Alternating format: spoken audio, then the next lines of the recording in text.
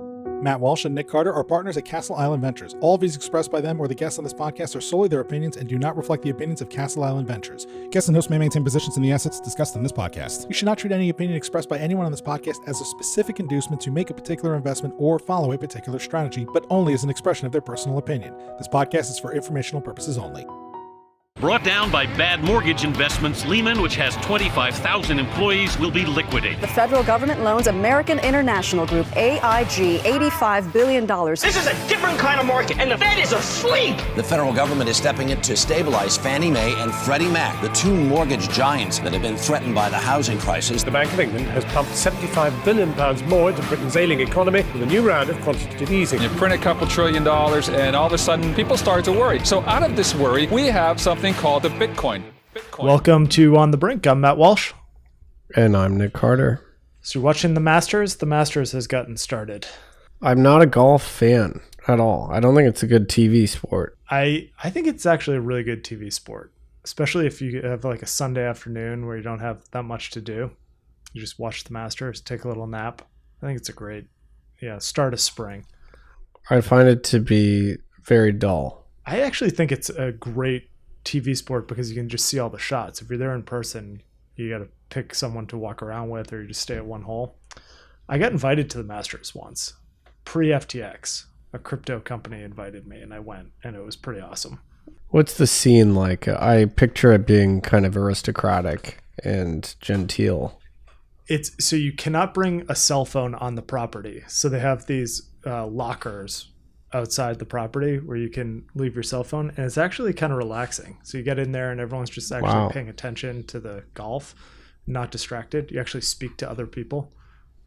Living in the moment. Yeah. And the food there is unbelievable. So Adam Back is Satoshi, apparently. That's what I'm hearing. Yeah. So John Carreyrou of the New York Times, who's one of the best investigative journalists in the world, I think. He broke open the Theranos scandal. I think he got this one probably wrong, is my guess, but he did a long investigative piece, posits that Blockstream founder Adam Back is in fact Satoshi Nakamoto. I was very unconvinced by it. I mean, I don't think really anyone who's been around Bitcoin for a long time thinks it was Adam at all. I mean, certainly on the short list of people that it could theoretically be, that probably had the skill set to do it. Would you say that? Well, I guess Hashcash was his invention, but proof of work was not. That was Dwork and Naor. I don't know how to pronounce that person's name. He was in the community for sure, one of the cypherpunks. He understood proof of work. He had talked about digital cash, and he was obviously cited in the white paper. But I find it silly that people think that people whose work was a precursor to Bitcoin, they think that they're Satoshi. I mean, Satoshi did something different from Finney, from Back, from Szabo, or from Weidai. Yeah. So Satoshi innovated on all those things. So I don't know why people think the person who did a predecessor is himself Satoshi. I think that's a natural thing to assume. Satoshi's kind of the ultimate systems integrator. He took a lot of disparate ideas and combined them. So you have, Finney, Nick Szabo, you mentioned. People talk about Peter Todd. People talk about Dave Kleiman. People talk about Len Sassaman. People talk about Jack Dorsey. There's a bunch of people that were proximate to the cypherpunk movement, working on similar concepts. Weidai, you mentioned, B-Money. Yeah. I mean, just looking at the article, yeah, so for sure John had a good scoop with Theranos back in the day, but this one was, I thought, quite disappointing. I mean, yes, Adam, in theory, had the skills to do this. But actually, I think a lot of people would say he probably doesn't. But, at least theoretically, he fit the profile. He was Scottish, actually, I think. So he's British, and Satoshi famously used British spellings. The timing, in theory, works out. He had the crypto knowledge, whatever. But there's nothing that uniquely actually sets him apart from anyone else that's laid out in this article. The only thing that John and the New York Times did was they looked at language and grammar patterns in forum posts and emails and things like that. But it's not done in a very systematic way, actually. Doesn't seem like they used AI to do it, right? It was more human beings analyzing the... Yeah, they kind of were like, okay, well, let's look at certain spellings and then let's look at the 100 most plausible candidates. But they sort of assumed the conclusion. They kind of went from, well, I think it's this guy back. I think he was actually watching the Peter Todd documentary, and through that, he decided it was back. And then they kind of, with the conclusion already in mind, look for corroborating evidence, which you can do for any of these guys, by the way. Yeah. I found the actual statistical analysis to be incredibly weak. Because the way you'd really do it is you'd have the corpus of all the Satoshi candidates and then all of Satoshi's work, and then you would just compare it systematically. You wouldn't say, well, let's assume it's this guy and let's find the things that match. This is just my personal bias, but I would almost start from the perspective of who's no longer alive as the most likely candidate to be Satoshi. Because who could sit on 1.5 million Bitcoins and just not move them throughout all this tumult that we've had around the block size wars, now the quantum threat? I mean, to not move your Bitcoin, to still be breathing and have access to the keys. So to me, it's, doesn't have access to the keys or is no longer with us. Yeah, I completely agree. And also, like, Adam Back raised venture capital for Blockstream. Why would you do that if you had all the Bitcoin? Yeah. They're doing a DAT. Why would Satoshi do a DAT? It makes literally no sense. And I completely agree with you. Okay, let's say you're Satoshi, you lost your coins. You're still going to want to weigh in on Bitcoin stuff. It's your invention. You want to steward it. You have opinions on how it should develop. As this quantum thing gets closer, you're going to want to probably, do something to preserve your coins so they don't get stolen by a quantum attacker. Yeah. So if you are alive, you definitely have an obligation and this urgency to weigh in, either recover your coins or at a very minimum, just make your feelings known. You think there's just someone down at the NSA right now that's just having a good laugh about this New York Times article? It's like, hey, these journalists don't realize that it was actually a lab leak from our NSA here. Yeah, I mean, I like this. I like the lab leak theory. There is another investigation coming out soon I've been made aware of. Finding Satoshi. Is that a documentary? Is that the Coinbase one? Yeah, Coinbase is involved. I think maybe they're sponsoring it or something. So I haven't watched it. They did reach out to me and they gave me a heads up. Jameson Lopp, I think, said it was actually a reasonable attempt, which in my book, Jameson is the barometer of whether a Satoshi discovery is legitimate or not. Yeah, he disproved the Hal Finney thesis because he did analysis. He saw that Hal Finney was running road races during certain emails that Satoshi was sending, so it couldn't be Hal Finney. Yeah, so that's exactly right. Anyway, this comes out quite soon, so we'll let you know when it does. But one thing I didn't like about the New York Times piece was they totally discarded the Len Sassaman theory by saying, well, Satoshi sent an email in 2014 after Len was deceased. Yeah. But that was not a genuine email. Nobody thinks it was genuine. Yeah, I think even the most charitable people would say there's a 40-50% chance that this is genuine because the email address had been hacked previously. And so, yeah, both of his emails were hacked. Yeah, multiple people obviously had access to those emails after it was hacked. So it was interesting. I mean, this was in the Johnny Beer book, The Block Size Wars, about how when that email was sent during the Block Size Wars, some people thought it was Satoshi. Some were hopping on the mailing list and saying, this is obviously not Satoshi. But they made a much bigger deal out of that email than I think anyone in the Bitcoin community really did at the time. Yeah, I don't think that email is proof that it wasn't Len. And frankly, I think it was Len. Okay, I'll say it. I'm allowed to say it. I think it was Len. Oh, it would add up. I mean, he certainly had the technical ability and he's deceased. So, I mean, Len was deeply in those same circles. He worked on remailers, which some people consider, predecessor technology. He was very secretive. Bramcom said he'd posted on the Cypherpunks mailing list with a pseudonym that nobody knew what it was. So, and then he died, just a few months after Satoshi sent his last email. Yeah. I mean, the timeline completely matches. I don't know if we'll ever know. And there's another interesting piece of evidence for Len. And like, I know a lot of people think it's sort of uncouth to speculate as to who Satoshi was.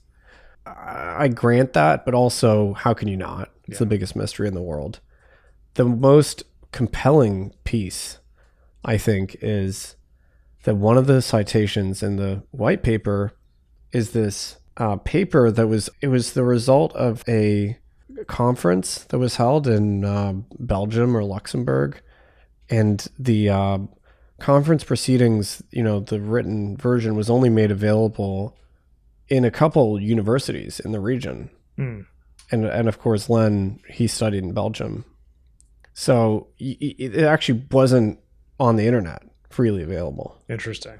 So you would have only had access to this paper, which is cited. It's like the third reference in the Bitcoin white paper, if you were physically studying at one of those institutions in Belgium. Yeah, that's interesting. That's compelling evidence.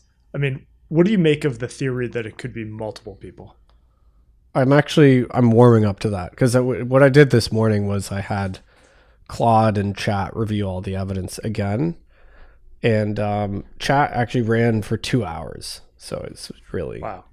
And I went through the evidence for the kind of, 10 most commonly named candidates. It doesn't fit any of them. And I am actually starting to believe that for that reason, that it might have been more than one person. Because if you think about it, I mean, obviously, I'm saying this from the perspective of someone who could never have built this, but you have really robust C++ programming chops. So it had to have been someone that was really deep there. People are saying that Adam Back doesn't fit that mold. I think very few of these guys do. It's someone who has a systems way of thinking to combine all of these things. And then someone that actually has the ability to write the white paper, which, is hard to understand if you're a novice, but is actually very, very elegant. And so you're combining just a lot of skill sets. It's almost impossible to imagine someone be capable of doing that all themselves. But I guess, stranger things have happened. Yeah, I mean, lone geniuses do exist. But this is like an engineering project. It's not just a flash of brilliance, It does seem kind of consistent with teamwork, because it's about persuasion. It's about building the early community. It's about keeping the early network running physically. Right. It's about creating an academic work that's persuasive. It's about the forum posts. It's about the tricky engineering decisions, the open source maintenance, and then, of course, a knowledge of monetary history and so on. So it's so interdisciplinary. Like, look at Bitcoin today. There's no one person that could sort of like run Bitcoin. Right. So, like, I think it's actually an argument for someone like a Nick Szabo, who has this broad kind of theorist approach, but I don't think he would have had the hard skills to do it. So yeah, I'm actually leaning more towards the group thing, because there's just no one person that fits the profile of this astonishing genius that was skilled in so many domains. The argument against the group thing is just that it's hard to keep a secret with two people. And so it's hard to keep a secret even, more so with three people. So, I guess you could say maybe 2 or 3 of the people that were involved have passed. And so I'm open-minded to that. But can you imagine coming up with a difficulty adjustment? I think that's the most elegant part of Bitcoin. I think that was the leap from Hal Finney's RPow right. to Bitcoin, right? I think this is the most interesting mystery in the world. I think it's the number one. You think it's up there? You think it beats Epstein? Yeah, for sure. And then I think it beats aliens. Oh, wow. Whether aliens exist. Yeah. I mean, what are the other great mysteries that are left to ponder? There aren't many, right? So aliens. This is it. Why are we here is a pretty big one. That's a big one. In a world that has been stripped of so much of its enchantment, I think it's great that we still have some true abiding mysteries. I do too. I kind of wish that we weren't trying so hard as a human race to find this Satoshi character. I almost think it's better to not know. But I've been on record. I think it's going to be, the case is going to be cracked this year, is my guess. Well, just because of the AI advancements, Yeah. I think you could point at AI, at the whole corpus, all the text ever written on the mailing list, etc., all the academic papers, and say, just find the match. Yeah. And I think it will be able to do it, especially if it's this new Anthropic Oh my AI gosh. model. Yeah, we're going to talk about Mythos. the Mythos model. I want access to the Mythos model. I promise I won't abuse it. Yeah, Mythos could figure it out. All right, so let's talk about some Castle Island content. Sean sat down with Connor Doherty, the co-founder of Balinor Digital, to talk about the evolution of the credit markets on chain. And you published your 5 takeaways from Google's quantum threat paper. So we're all quantum all the time over here right now. Yeah, I would read the papers. You can read my takeaways as well, but just read the papers. There are, you don't need to get it filtered through me. Good papers. All right, let's hop into the deals of the week. First one up is Pharos. This is a layer 1 blockchain that raised $44 million from SNZ Holdings, Sumitomo Corporation, Flow Traders, and others. INXY Payments is a cross-border payments company. They raised $7 million from Flashpoint VC and others. O.XYZ is a tokenized adult AI platform that raised $7.5 million from Maven 11, Cyberfund, L1D, Cadenza, and others. GoSats is a Bitcoin rewards platform. They raised $5 million from Convoy Ventures, YC, and Taisu Ventures. Then it's Giggles, which is a Web3 social network. They raised $1.2 million from 1KX and the Virtuals protocol. Pixie Chess is a Web3 chess game. They raised $5 million from Paradigm Seed Club and others. All right, so a bunch of stuff going on this week. MicroStrategy continues. So they purchased another $330 million in Bitcoin, primarily from that STRC preferred share class. So MicroStrategy continues to just outpace ETF inflows here. This is the marginal buyer here for Bitcoin. Also on the ETF front, Morgan Stanley's Bitcoin ETF, that's MSBT, they saw $30 million in net flows on its first day of trading on Wednesday.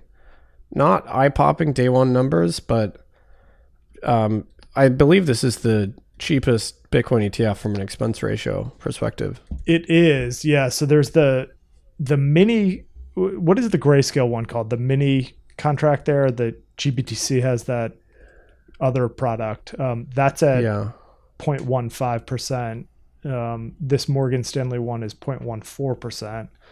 And they all kind of go up from there, up to about 25 basis points. So, pretty good debut. $30 million, nothing to sneeze at in day one. I mean, outside of Bitcoin ETF land, if that was just a regular way ETF, you'd say that's a phenomenal first day.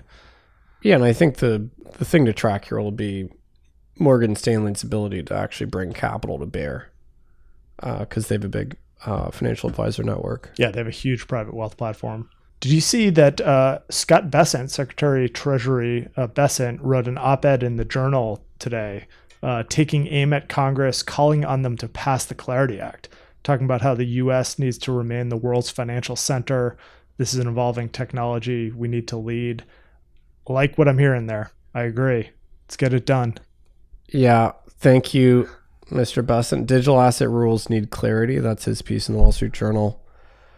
I think he's right. I think if we don't get it done, it's going to be a very long shot to see any kind of crypto legislation for the foreseeable. Yeah, you just don't know, right? So you have this window where you should get it done. Seems like this compromise on yield. We haven't heard much about it other than that the markup is coming, and potentially there could be a floor vote in May. So this better not get pushed back much longer because we're running out of days here.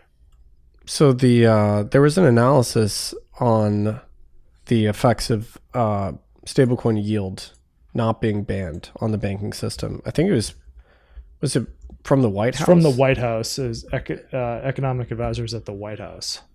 And basically found that there would be very little effect actually on the banking system. So it's not really a point in favor of the banks that are trying to block yield. No, not at all. I mean, I think the banks probably didn't like that very much because it's just data to go against their claim that we're going to bring down the banking sector with all these deposits flowing into stablecoins. I mean, it's an educated guess. Like, nobody knows what would happen exactly, but yeah, it's not at all helping their side. So maybe that will swing the debate. I don't know. Well, we don't know what's going to happen, but we've seen something similar in the past, and it was money market funds, and banking sector is still around. So I think it'll still be fine.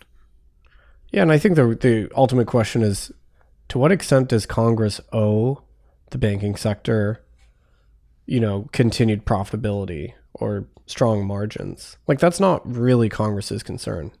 They care about stability and banks lending and serving American businesses and households, but they shouldn't really care about how well shareholders and banks are doing.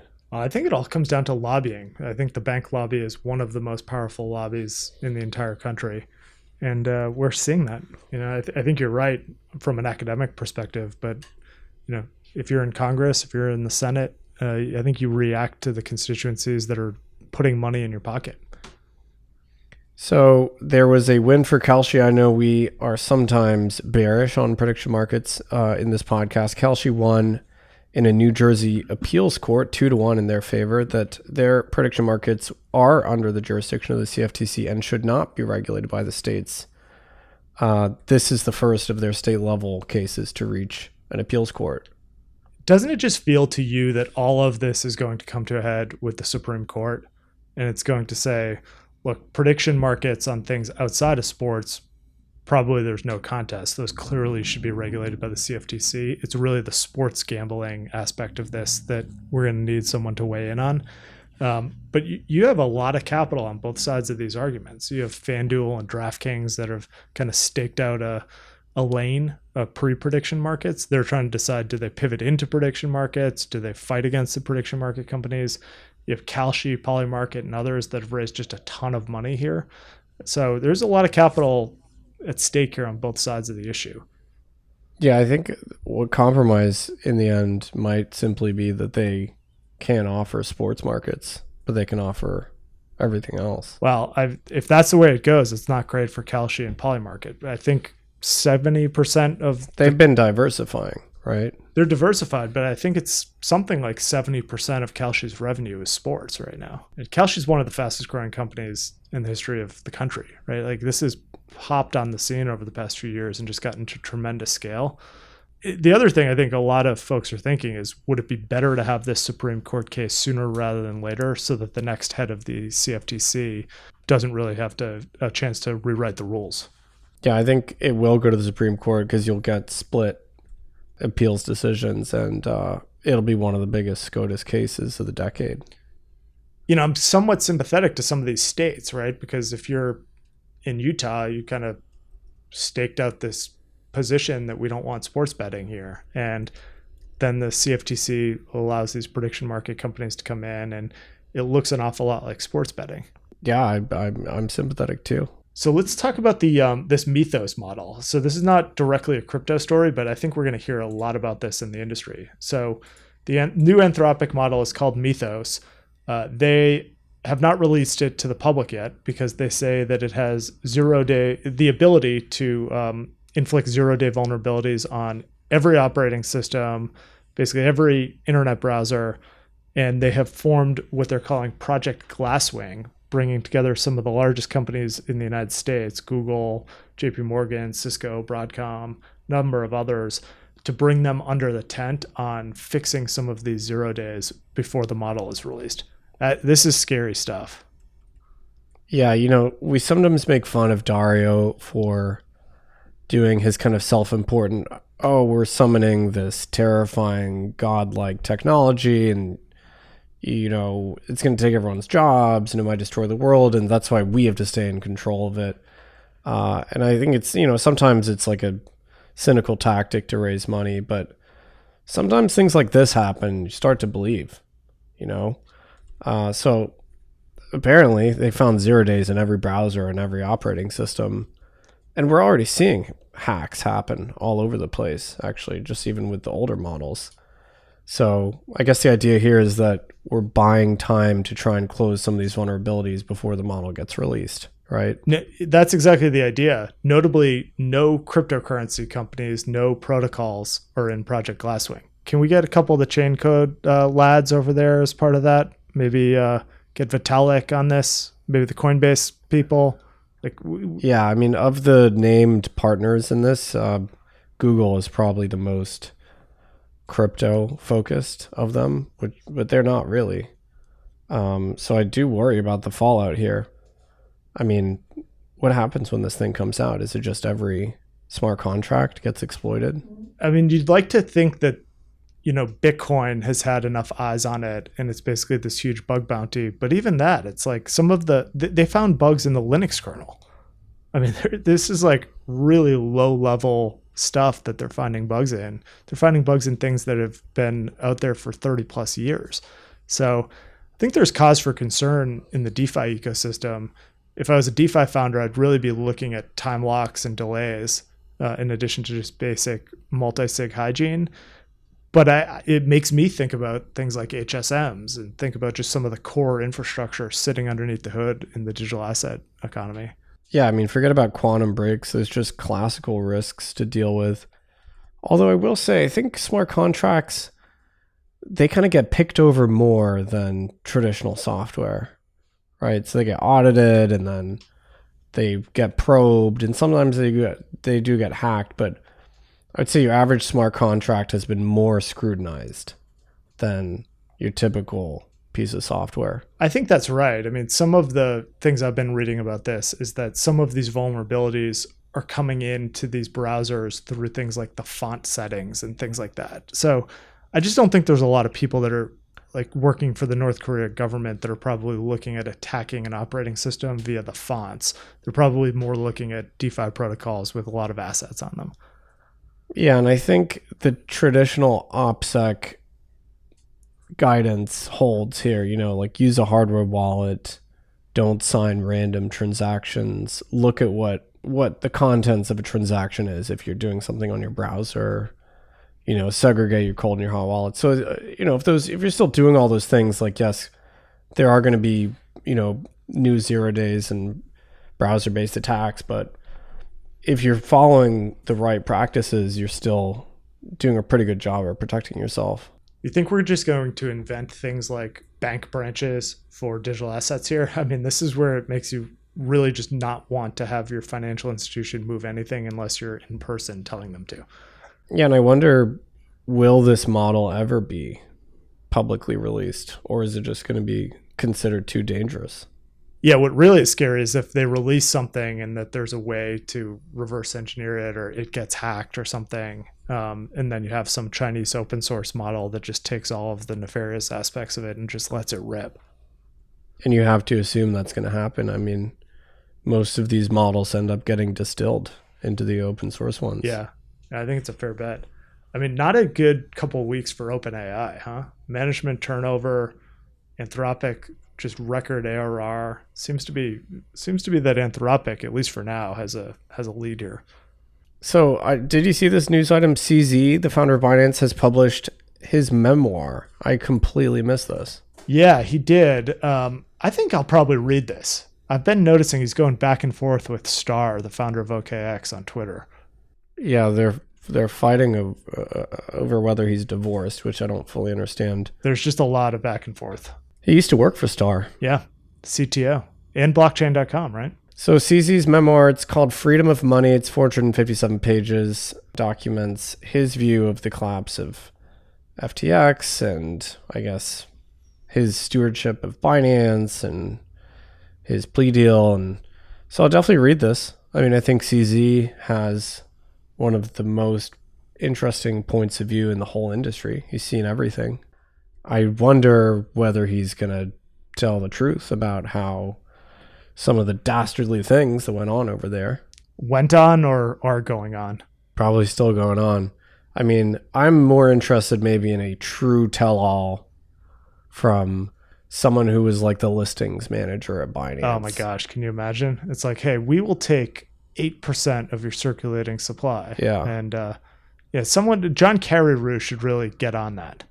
Yeah, we need someone that doesn't care about massaging their reputation and is just willing to spill the beans. Yeah. I don't know if that person exists, but I'll read this anyway. Apparently there's an anecdote in there that he offered Gary Gensler an advisory role. Gensler declined. Good for him. Yeah, not surprising. Yeah. I don't know. Gensler, if he was really trying to cash in, probably could have made a lot of money in this industry. But yeah, you got to give him credit for not doing that. Elsewhere, the CME Group is rolling out 24/7 crypto derivatives trading starting May 29th. They'll also add contracts for Sui and Avalanche. I think this will be a trend here where you have the SEC had come out a few weeks ago, and I think they had put out 16 different cryptocurrencies that are very clearly not securities in their eyes. Sui and Avalanche were two of those. And so you'll see these futures contracts coming out, I think, in the next few months on a bunch of these. The 24/7 trading is interesting. I continue to think a stablecoin pair for 24/7 trading makes a ton of sense. And, if I was a retail brokerage, I'd be thinking that way. Yeah, I totally agree. The FDIC has rolled out their proposed set of implementation rules for Genius. Those are closely aligned with the OCC's rules. And Securitize, a tokenized securities platform, they have hired Brett Redfern. He's a former JPM exec. He was also at the SEC. He is the company's new president. So congrats to Securitize and Brett Redfern. And I thought this was an interesting announcement. Treasury's Department of Cybersecurity and Critical Infrastructure, they announced a program allowing digital asset companies to receive the same actionable cybersecurity information the Treasury regularly shares with traditional financial institutions. That's a good thing. I mean, it is in the U.S. government's interest to help cryptocurrency companies protect assets here, because North Korea is just running up a balance here of cryptocurrencies. And we know that funding is going to no good over there. And it's just such an asymmetric thing because, if it was a kind of just a hacking group in the United States, for instance, there'd be a way to find them, take them down. Here it's we know who's doing it, but there's just no mechanism outside of invading the country, I suppose, to make them stop. And you're not going to invade the country because they have nuclear weapons. So it's just it's open season here for the Lazarus Group. So speaking of geopolitical considerations, there are a lot of rumors that Iran is going to accept tolls from Strait of Hormuz passage in Bitcoin. I've seen actually rumors that they would be accepting these payments in USD1. Really? Which I think is completely made up, but that's being rumored. And people are kind of celebrating this, which I find really bizarre, frankly. I would be very surprised if anything like this ever comes to fruition. Yeah, I hope it doesn't. I just don't think it's a great thing for our industry to have that be a prominent PR story. I just wonder how they would also off-ramp that. I mean, who are you finding to be the OTC desk on the back end there that's actually going to give you hard assets for your Bitcoin? You're talking about probably some Russian exchange or something, I would imagine.